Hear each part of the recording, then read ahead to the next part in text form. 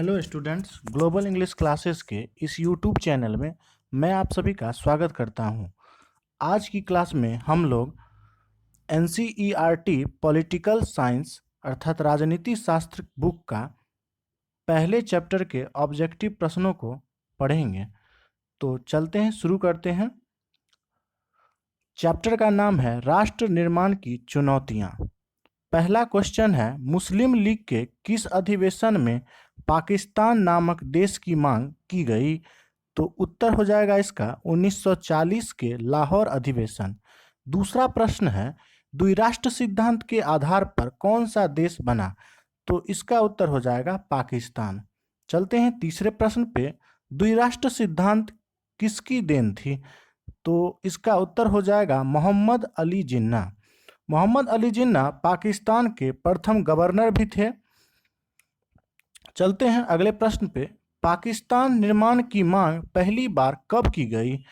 तो इसका उत्तर हो जाएगा 1940 में, वही लाहौर अधिवेशन जो था उसी में इसकी मांग की गई थी पाकिस्तान देश की। चलते हैं अगले प्रश्न पे, सीमांत गांधी या फ्रंटियर गांधी किसे कहा जाता था या किसे कहा जाता है? तो इसका उत्तर हो जाएगा खान अब्दुल गफ्फार खान को फ्रंटियर गांधी या फिर सीमांत गांधी कहा जाता है। चलते हैं अगले प्रश्न पे, सांप्रदायिक निर्णय की घोषणा किसने की थी? तो इसका उत्तर हो जाएगा रैमजे मैकडोनाल्ड। चलते हैं नेक्स्ट प्रश्न पे, ब्रिटिश भारत में राजवारों की संख्या कितनी थी?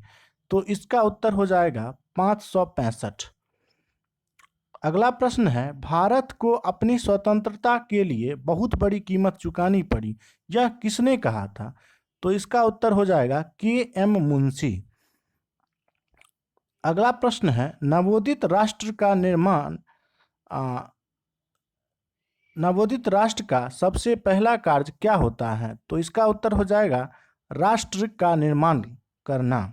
ठीक है, किसी भी नए देश का सबसे पहला कार्य जो है वह होता है अपने देश का निर्माण करना। ठीक है, चलते हैं अगले प्रश्न पे, माउंटबेटन योजना कब बनी? तो यह 3 जून 1947 ईस्वी को बनी थी माउंटबेटन योजना, और इसी योजना के आधार पर भारत को 2 भागों में बांटकर एक हिंदुस्तान तथा दूसरा पाकिस्तान देश का निर्माण किया गया था। चलते हैं अगले प्रश्न पे, माउंटबेटन योजना का संबंध किससे है? तो यह भारत के विभाजन से था। ठीक है, चलते हैं अगले प्रश्न पे, पंडित जवाहरलाल नेहरू ने प्रथम प्रधानमंत्री के रूप में शपथ किस स्थान पर लिया था? तो जवाहरलाल नेहरू ने अपना शपथ लाल किले पर लिया था। ठीक है, उत्तर हो जाएगा लाल किला। चलते हैं अगले प्रश्न पे, विविधता में एकता का सिद्धांत किस देश का प्रमुख सिद्धांत है?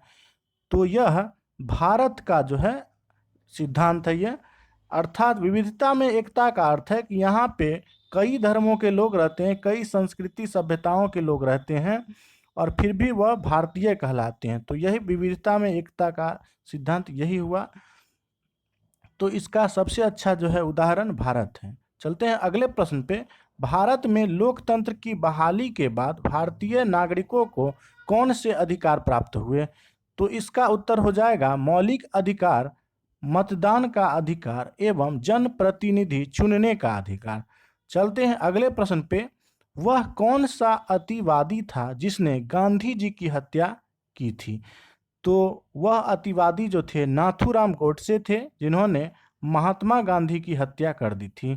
चलते हैं अगले प्रश्न पे, भारत सरकार विभिन्न कल्याणकारी योजनाओं को लागू किसके माध्यम से करता है? तो इसका उत्तर हो जाएगा नीति निर्देशक सिद्धांतों के माध्यम से। अगले प्रश्न पे चलते हैं, आज़ादी की घोषणा के बाद किस रियासत ने भारतीय संघ में विलय होने से इनकार कर दिया था? तो वह रियासत जो था वह हैदराबाद था। हैदराबाद रियासत ही भारतीय संघ विलय होने से इनकार कर दिया था। अगले प्रश्न पे चलते हैं, भारतीय रजवाड़ों को भारतीय संघ में शामिल करने की जिम्मेवारी किसे दी गई थी? तो यह जिम्मेवारी जो है सरदार वल्लभ भाई पटेल को दिया गया था। ठीक है, अगले प्रश्न पे चलते हैं, स्वतंत्र भारत के प्रथम उप प्रधानमंत्री तथा प्रथम गृह मंत्री कौन थे? तो इसका उत्तर हो जाएगा सरदार वल्लभ भाई पटेल। ये भारत के प्रथम उप प्रधानमंत्री तथा प्रथम गृह मंत्री भी थे। अगले प्रश्न पे चलते हैं। भारत का लौह पुरुष किसे कहा जाता है? तो इसका उत्तर हो जाएगा सरदार वल्लभ भाई पटेल। ठीक है, अगले प्रश्न पे चलते हैं। किस रियासत के शासक को निजाम कहा जाता था?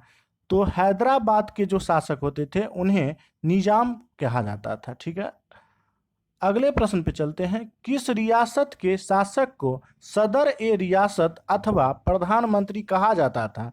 तो जम्मू कश्मीर के जो शासक हुआ करते थे उन्हें सदर ए रियासत अथवा प्रधानमंत्री जो है कहा जाता था। चलते हैं अगले प्रश्न पे। किस रियासत का भारतीय संघ में विलय पुलिस कार्यवाही के द्वारा कराया गया था? ठीक है, तो उत्तर हो जाएगा हैदराबाद का जो है विलय पुलिस कार्रवाई या फिर डंडे के बल पर भी जो है पूछ दिया जाता है कि डंडे के बल पर किस रियासत को भारतीय संघ में मिलाया गया था? तो आंसर हैदराबाद ही होगा। 1948 ईस्वी में मिलाया गया था हैदराबाद को। चलते हैं अगले प्रश्न पे। जम्मू कश्मीर का भारतीय संघ में विलय 1948 में किस शर्त पर हुआ? तो इसका उत्तर हो जाएगा जम्मू कश्मीर की स्वायत्तता की शर्त पर। ठीक है, स्वायत्तता का अर्थ होता है कि जम्मू कश्मीर का एक खुद का संविधान होगा। ठीक है, उसका एक अलग झंडा था। ठीक है, तो स्वायत्तता का अर्थ यही था। ठीक है, अगले प्रश्न पे चलते हैं। किस रियासत का विलय भारतीय संघ में विलय पत्र पर हस्ताक्षर करके हुआ? तो जम्मू कश्मीर जो है रियासत ऐसा था जिसका विलय भारतीय संघ में विलय पत्र पर हस्ताक्षर करके कराया गया था। चलते हैं अगले प्रश्न पे। कश्मीर के भारत में विलय पत्र पर किसने हस्ताक्षर किया था? तो उत्तर हो जाएगा राजा हरि सिंह। उस समय में कश्मीर के राजा जो थे वह हरि सिंह थे और उन्होंने विलय पत्र पर हस्ताक्षर करके भारतीय संघ में कश्मीर रियासत को शामिल कर दिया था। चलते हैं अगले प्रश्न पे। किस रियासत का विलय भारतीय संघ में जनमत संग्रह के आधार पर हुआ? तो इसका उत्तर हो जाएगा जूनागढ़। ठीक है, अगले प्रश्न पे चलते हैं। मणिपुर रियासत का भारतीय संघ में विलय कब हुआ था? तो इसका उत्तर हो जाएगा 1948 ईस्वी में। चलते हैं अगले प्रश्न पे। भारतीय संविधान के किस अनुच्छेद के तहत जम्मू कश्मीर को विशेष राज्य का दर्जा प्रदान किया गया था? तो इसका उत्तर हो जाएगा अनुच्छेद 370 के तहत। ठीक है, ये प्रश्न स्टूडेंट्स कई बार परीक्षाओं में पूछे गए हैं। ठीक है, तो इस प्रश्न को आप ध्यान में रखिएगा। चलते हैं अगले प्रश्न पे। राज्य पुनर्गठन आयोग का निर्माण कब हुआ? तो इसका उत्तर हो जाएगा 29 दिसंबर 1953 ईस्वी को। ये प्रश्न को भी आपको याद रखना है, ये प्रश्न भी कई बार पूछे गए हैं परीक्षाओं में। चलते हैं अगले प्रश्न पे। राज्य पुनर्गठन आयोग के अध्यक्ष कौन थे? तो इसका उत्तर हो जाएगा सैयद फजल अली। ठीक है, अगले प्रश्न पे चलते हैं। भाषाई आधार पर राज्यों के गठन करने वाले आयोग का नाम क्या था? तो भाषा के आधार पर जो राज्यों का गठन किया जा रहा था तो उसके लिए एक आयोग बनाया गया था, तो उस आयोग का नाम राज्य पुनर्गठन आयोग रखा गया था। ठीक है, अगले प्रश्न पे चलते हैं। भाषा के आधार पर बनने वाला पहला राज्य कौन था? तो इसका उत्तर हो जाएगा आंध्र प्रदेश। ठीक है, चलते हैं नेक्स्ट प्रश्न पे। भाषा के आधार पर आंध्र प्रदेश राज्य का गठन कब किया गया? तो इसका उत्तर हो जाएगा 1 अक्टूबर 1953 ईस्वी। चलते हैं अगले प्रश्न पे। भारतीय संसद से राज्य पुनर्गठन अधिनियम कब पारित हुआ? तो इसका उत्तर हो जाएगा 1956 ईस्वी में। नेक्स्ट प्रश्न पे चलते हैं। भारतीय संविधान के अनुसार भारतीय राज्यों को कितने वर्गों में बांटा गया था? तो उस समय के अकॉर्डिंग भारतीय राज्यों को 4 भागों में बांटा गया था। ठीक है, 4 वर्गों में बांटा गया था। चलते हैं अगले प्रश्न पे। राज्य पुनर्गठन आयोग ने अपना प्रतिवेदन भारत सरकार को कब सौंपा? तो यह 1955 में सौंपा था राज्य पुनर्गठन आयोग ने अपना प्रतिवेदन। चलते हैं अगले प्रश्न पे। वर्तमान समय में भारत कितने राज्यों तथा केंद्र शासित प्रदेशों में बटा है? तो भारत अब वर्तमान समय में 28 राज्य और 9 केंद्र शासित प्रदेशों में बटा है। ठीक है, आगे बढ़ते हैं। बम्बई राज्य को विभाजित करके 1960 में किन दो राज्यों का गठन किया गया? तो इसका उत्तर हो जाएगा महाराष्ट्र तथा गुजरात। ठीक है, मराठा भाषाओं वालों के लिए महाराष्ट्र राज्य तथा गुजराती भाषाओं वालों के लिए गुजरात राज्य का गठन किया गया था। ठीक है, बम्बई राज्य को विभाजित करके। चलते हैं अगले प्रश्न पे। गोवा को पुर्तगालियों के चंगुल से कब छुड़ाया गया? तो इसका उत्तर हो जाएगा 1961 ईस्वी में। ठीक है, आगे बढ़ते हैं। फ्रांस का उपनिवेश पांडिचेरी भारतीय संघ में कब शामिल हुआ? तो इसका उत्तर हो जाएगा 1954 ईस्वी में। ठीक है, आगे बढ़ते हैं। फ्रेंड्स, स्टूडेंट्स, इस प्रश्न को एक अलग तरीके से भी पूछा जाता है कि फ्रांस किसका उपनिवेश था, माफ कीजिएगा, पांडिचेरी किसका उपनिवेश था? तो इसका उत्तर आप याद रखेंगे कि यह फ्रांस का उपनिवेश था। ठीक है, आगे बढ़ते हैं। असम से अलग करके नागालैंड राज्य का निर्माण कब किया गया? तो नागालैंड जो है वह 1963 ईस्वी में राज्य बना था। आगे बढ़ते हैं। 1966 में पंजाब को विभाजित कर किन किन राज्यों का निर्माण किया गया? तो पंजाब तथा हरियाणा राज्यों का निर्माण किया गया था। ठीक है, पंजाबी भाषाओं वालों के लिए पंजाब राज्य तथा हिंदी भाषाओं वालों के लिए हरियाणा राज्य का गठन किया गया था पंजाब को विभाजित करके। आगे बढ़ते हैं। तो हिमाचल प्रदेश को राज्य का दर्जा कब प्राप्त हुआ? तो इसका उत्तर हो जाएगा 1971 ईस्वी में। चलते हैं अगले प्रश्न पे। सिक्किम को भारतीय राज्य का दर्जा कब दिया गया? तो इसका उत्तर हो जाएगा 1975 ईस्वी में। ठीक है, आगे बढ़ते हैं।